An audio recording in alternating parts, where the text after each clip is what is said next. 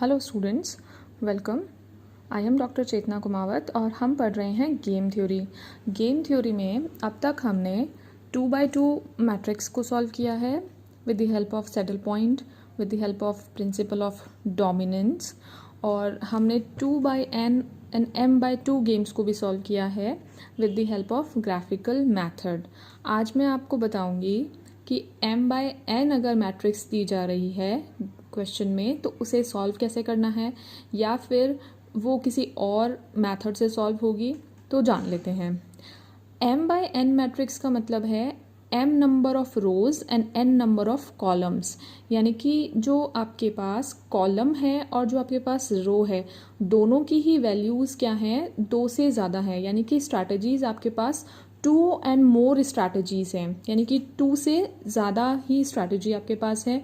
और आप उस गेम में ना तो आप सैडल पॉइंट निकाल पा रहे हो, ना with the help of principle of dominance आप उसको कट शॉर्ट कर पा रहे हो, ना ही आप उसको ग्राफिकल मेथड से सॉल्व करोगे। क्यों? क्योंकि हम ग्राफिकल मेथड में हमारे पास सिर्फ और सिर्फ हम 2 एक्सिस ही यूज़ करते हैं, हम मोर देन 2 एक्सिस पर काम नहीं करते हैं। तो m/n मैट्रिक्स को हम कैसे सॉल्व करेंगे?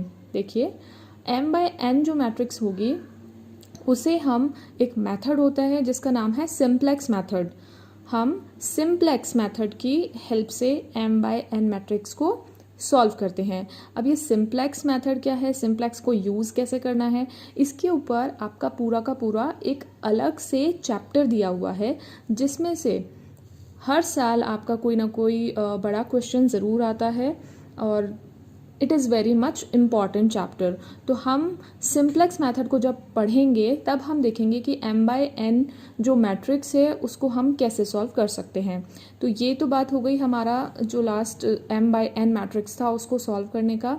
तो आज हम इसके अलावा और क्या बात करने वाले हैं, हम बात करेंगे कुछ ऐसे क्वेश्चंस की जिन क्वेश्चंस में आपको मैट्रिक्स डायरेक्टली नहीं दिया हुआ होता है। जो अभी तक मैंने आपको क्वेश्चंस दिए उसमें मैंने आपको डायरेक्टली एक मैट्रिक्स दिया है जिसमें कुछ वैल्यूज़ हैं, स्ट्रैटेजीज़ हैं, वो सब आपको मैंने डायरेक्टली आपको मैट्रिक्स दिया। लेकिन कई बार क्या होता है, क्वेश्चन में आपके पास केवल एक लैंग्वेज फॉर्म में आपको क्वेश्चन दिया होता है, मैट्रिक्स आपको खुद से बनानी होती है। तो जान लेते हैं कुछ ऐसे ही क्वेश्चंस के बारे में जिनमें हमें मैट्रिक्स बनाना होता है। तो आइए देखते हैं। हमारे पास एक क्वेश्चन है, ए और बी एक खेल खेलते हैं जिसमें प्रत्येक के पास 3 सिक्के हैं, penny, nickel and dime. A and B हमारे पास 2 प्लेयर्स हैं जिनके पास दोनों के पास 3-3 कॉइन्स हैं, पैनी, निकल एंड डाइम। अब इनका आगे पढ़ते हैं, आगे क्या है। पैनी 1 रुपये के, निकल 2 रुपये के तथा डाइम 3 रुपये के बराबर है। यानी कि ए एंड बी है, एक तरफ ए लिखना है, एक तरफ बी लिखना है। फिर हमें लिखना है कॉइन्स कौन कौन से हैं, penny, nickel and dime, and similarly पैनी, निकल एंड डाइम। ठीक है, ये तो हमारे डायमेंशंस हो गए। अब पैनी, निकल, डाइम तो हमने लिख दिया, लेकिन इनकी वैल्यूज़ कैसे लिखनी है, तो उसमें क्या बताया गया है, प्रत्येक खिलाड़ी दूसरे खिलाड़ी की जानकारी के बिना एक सिक्के का चुनाव करेगा। यानी कि वो पैनी, निकल, डाइम में से कोई एक सिक्का चूज़ करेंगे। ठीक है, यदि सिक्कों का जोड़ विषम संख्या होती है, यानी कि अगर सिक्के ऑड हैं, टोटल अगर जिनका ऑड है, तो क्या होता है, तो ए बी का सिक्का जीतता है। यानी कि ए को वो वैल्यू मिलेगी जो बी के कॉइन की वैल्यू है।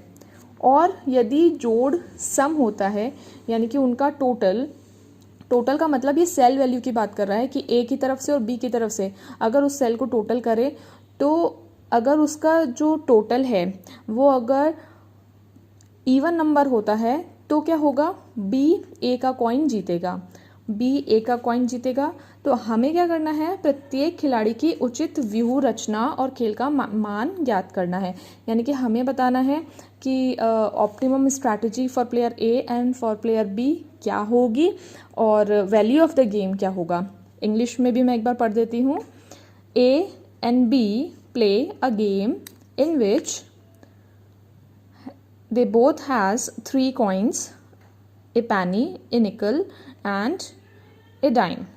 The penny is worth rupees 1, nickel is worth rupees 2 and dime is worth rupees 3. Each selects a coin without the knowledge of the other's choice. If the sum of the coin is an odd amount, A wins B's coin, and if the sum is even, B wins A's coin. Find the best strategy for each player and the value of the game. ये जो question है ये MSc mathematics 1980 में भी पूछा गया है। तो ये जितने भी हम क्वेश्चंस कर रहे हैं ये सब किसी न किसी यूनिवर्सिटी के जो मेन एग्जामिनेशंस होते हैं उनमें आए हुए क्वेश्चन हैं। तो देख लेते हैं पे ऑफ मैट्रिक्स कैसे बनेगी। अब ये ध्यान रखने वाली बात है कि पे ऑफ मैट्रिक्स हम प्लेयर ए के अकॉर्डिंग बना रहे हैं, ठीक है। पे ऑफ मैट्रिक्स फॉर प्लेयर ए, यहाँ पर हमने लिखा है, ये तो ऊपर की तरफ लिखा है, इसको ये मत समझना कि इस तरफ हमने ए लिखा है। इस तरफ है हमारा प्लेयर बी और इस तरफ है हमारा प्लेयर ए, ठीक है। बी की जो स्ट्रैटेजी है वो इस तरफ है, ए की स्ट्रैटेजी इस तरफ है, ठीक है। बी की स्ट्रैटेजी कॉलम वाइज है, तो कॉलम वाइज हमने दोनों के पास सेम कॉइन है, पैनी निकल एंड डाइम, एंड ए के पास भी पैनी निकल एंड डाइम। पैनी का वैल्यू है 1, निकल का वैल्यू है 2 एंड डाइम का वैल्यू है 3। दोनों तरफ हमने ये वैल्यूज़ लिख दी 1, 2 एंड 3। अब हमको ये वैल्यूज़ निकालनी है कि ये जो पे ऑफ मैट्रिक्स है ये कैसे बनेगा, ठीक है। तो देख लेते हैं। अब हमको यहाँ पर एक लाइन दी हुई है कि if the sum of the coin is an odd number, A wins B's coin. अब सम ऑफ द कॉइन्स कैसे करना है, तो हम देखेंगे A1 B1 की तरफ से।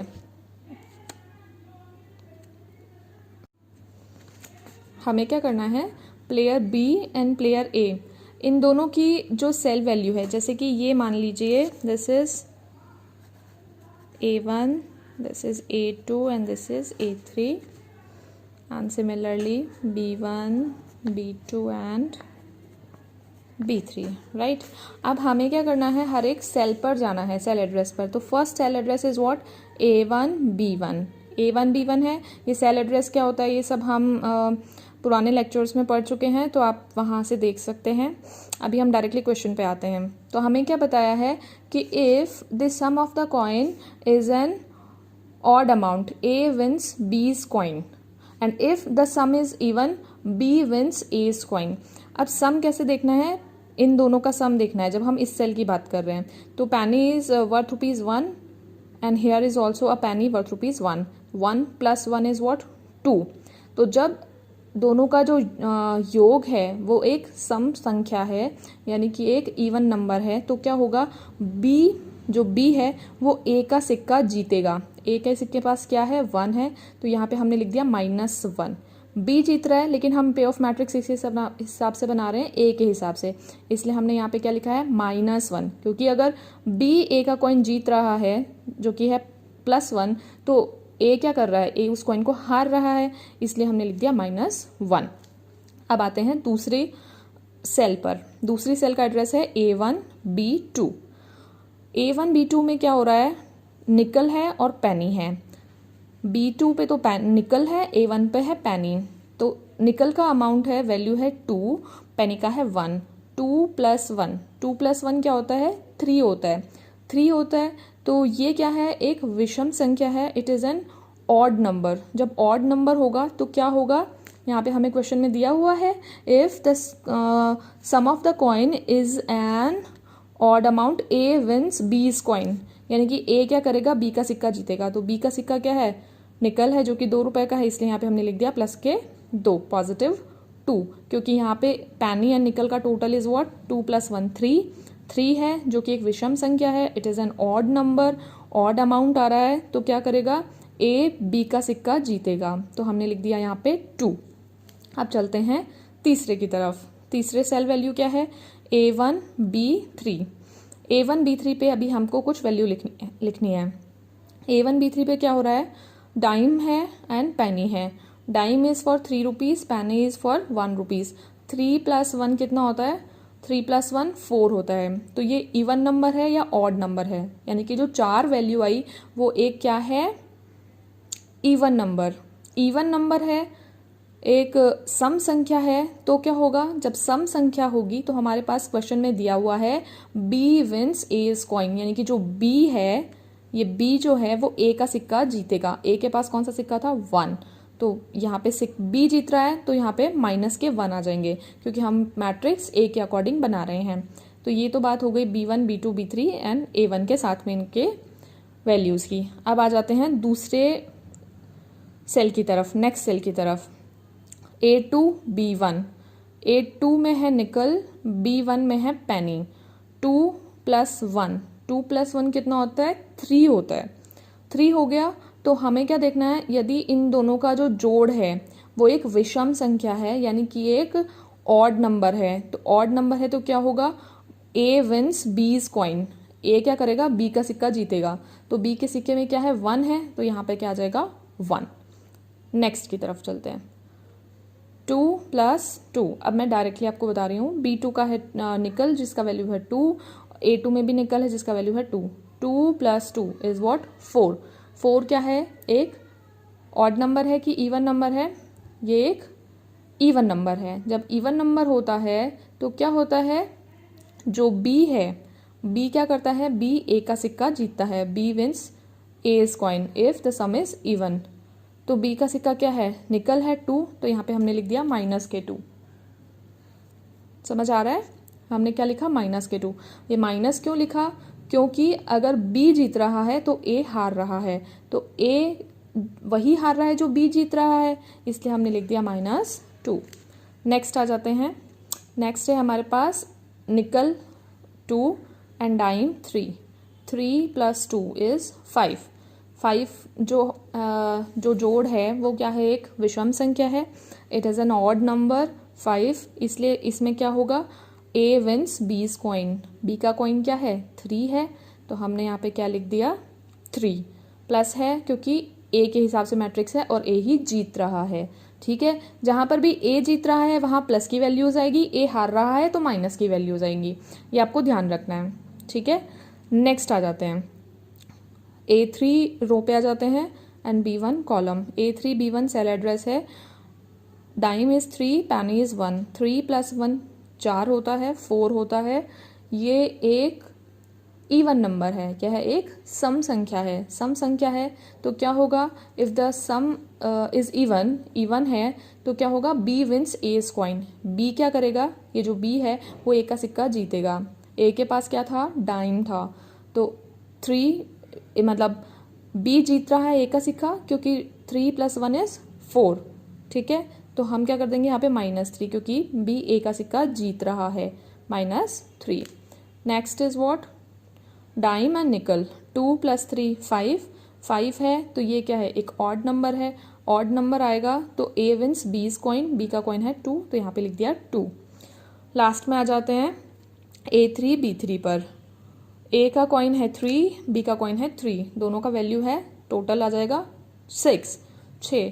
तो 6 क्या है, एक इवन नंबर है। जब इवन नंबर होता है तो B wins A's coin, A का कॉइन यहाँ पे क्या था, 3, तो यहाँ पे आ गया -3 because B is winning, right. तो इस तरीके से हमारा ये एक पे ऑफ मैट्रिक्स बन गया है।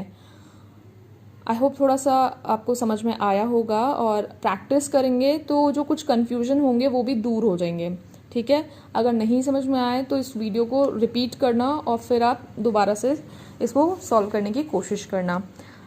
इस वीडियो में मैं सिर्फ आपको पे ऑफ मैट्रिक्स बनाना सिखा रही हूँ, जब क्वेश्चन आपको इस तरीके से दिया हुआ हो। तो ये जो क्वेश्चन आपको दे दिया है, इसको आपको मैट्रिक्स बनाना है पहले तो, ठीक है, और फिर आप इसको सॉल्व करेंगे कि वैल्यू ऑफ द गेम क्या है। वैल्यू ऑफ द गेम की बात हम नहीं करेंगे, आप अपने आंसर्स मुझे व्हाट्सएप कर देना। ठीक है, एक और क्वेश्चन ले लेते हैं।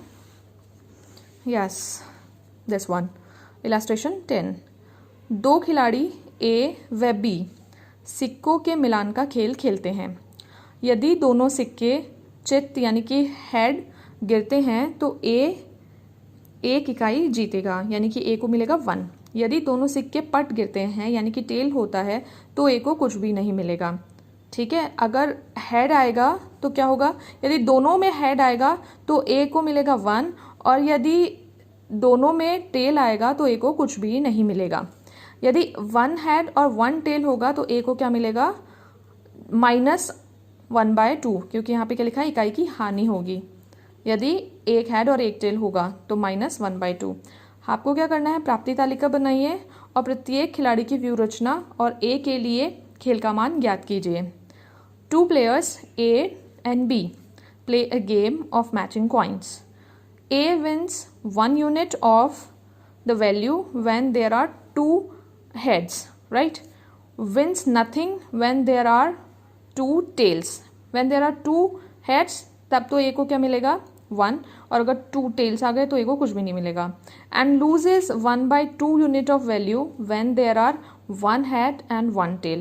जब 1 head and 1 tail है तो क्या मिलेगा, -1/2।